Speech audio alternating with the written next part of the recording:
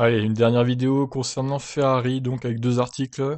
La saison 2020 de Ferrari a été indigne de son standard, donc c'est Binotto qui s'exprime là. Cette équipe a été capable de terminer deuxième au cours des 5 dernières années, à l'exception d'une troisième place, donc je pense que cette place n'est pas totalement impossible. Et je pense que cela devrait au moins être notre objectif minimum pour la saison prochaine, je pense néanmoins que finir troisième ne sera pas une tâche facile. Ce sera difficile car il y a des équipes comme Racing Point qui j'en suis sûr seront très fortes l'année prochaine, avec des jetons gratuits, ce qui est un avantage. Je pense que McLaren sera de nouveau très forte, ils ont un nouveau moteur, donc globalement, je pense que ce sera un accomplissement difficile, mais je crois quand même que l'objectif minimum est d'essayer d'être troisième. Ça va pas être simple d'être troisième quand même. Pour moi, il va y avoir Red Bull, il va y avoir Aston Martin, il va y avoir McLaren qui va revenir au plus haut sommet aussi. Donc ça va pas être simple. Un top 5, pourquoi pas. Quatrième, cinquième. Mais troisième, ça me paraît compliqué. Mais bon, on verra bien. Peut-être qu'ils vont vraiment s'améliorer. Et puis, l'Italien calme tout de suite les espoirs des fans de Ferrari. Il n'y a aucun espoir de rattraper Mercedes en 2020. L'écart avec la meilleure équipe est trop élevé. Et nous ne le comblerons pas l'année prochaine. Binotto reconnaît lui-même qu'une situation comme 2020 n'est pas tenable. Cela a été très difficile pour nous tous, moi aussi. C'est notre pire saison depuis 80. Nous avons terminé à la 6ème place des constructeurs, donc la saison était très dure. Bien plus dure que prévu. Nous savions l'hiver dernier que la voiture n'était pas aussi performante que nous l'espérions. Nous avons très vite compris lors des essais hivernaux que la voiture ne serait pas assez rapide.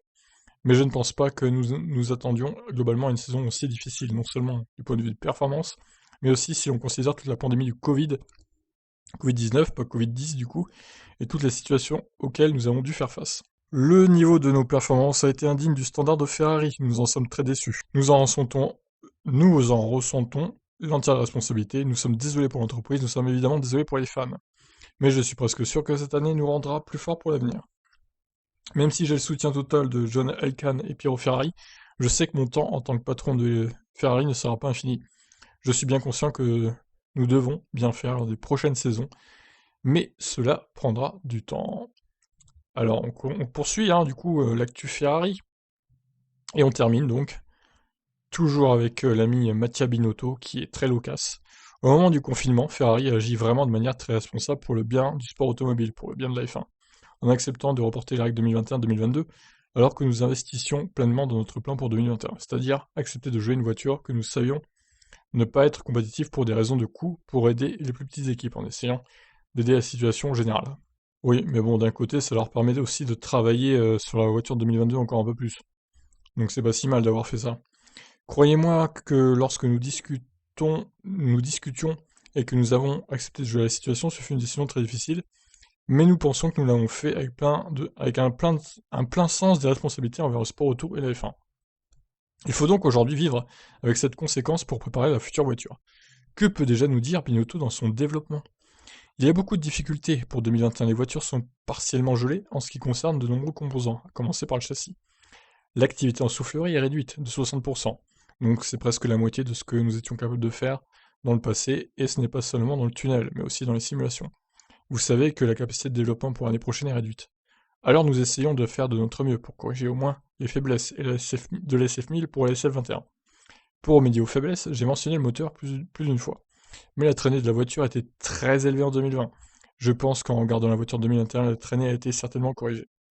Voilà qui devrait leur aider, leur donner un peu de Vmax supplémentaire, parce qu'en plus du moteur qui rendait 50 ou 60 chevaux par rapport au meilleur moteur, si en plus ils avaient une traînée assez haute, ça leur faisait perdre de la vitesse max en ligne droite, donc ça n'aidait pas, c'est sûr. Binotto a en effet évoqué ces dernières semaines des très bons résultats au banc d'essai pour le nouveau V6 de Scuderia. Alors qu'il s'approche de son homologation, est-il toujours aussi satisfait? Je peux confirmer que le moteur fonctionne bien sur le banc d'essai.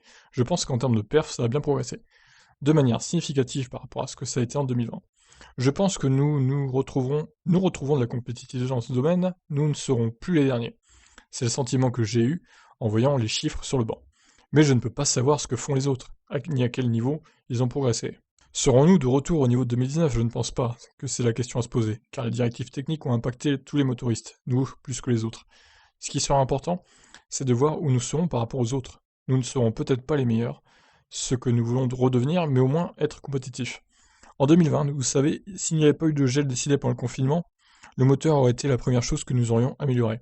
Nous aurions certainement pu mettre en piste une très grosse évolution avant l'arrivée du moteur 2021, et elle aurait été suffisante pour ne plus être le pire moteur de la grille.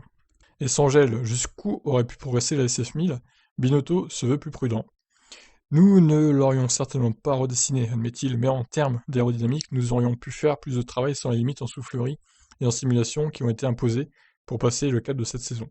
À Maranello, tout le monde est sur 2021, et très vite, nous serons rapidement sur 2022, quand nous aurons le règlement définitif et le droit de commencer le développement. Voilà donc, longue interview de Binotto, qui nous parle un peu des projets de Ferrari en 2021-2022. Bah, on espère, hein, pour les fans et pour le monde de la F1 que Ferrari revienne régulièrement dans le top 6, on va dire, des voitures les meilleures, ou au moins le top 8, mais au moins qu'elle soit plus proche de se battre en course avec McLaren, avec Red Bull, avec Aston Martin. On veut voir une saison de 2021 serrée, c'est ça qu'on veut voir en fait. Donc voilà, on espère que Ferrari va bien performer l'année prochaine. Je vous laisse réagir dans les commentaires comme d'habitude. Allez, ciao tout le monde.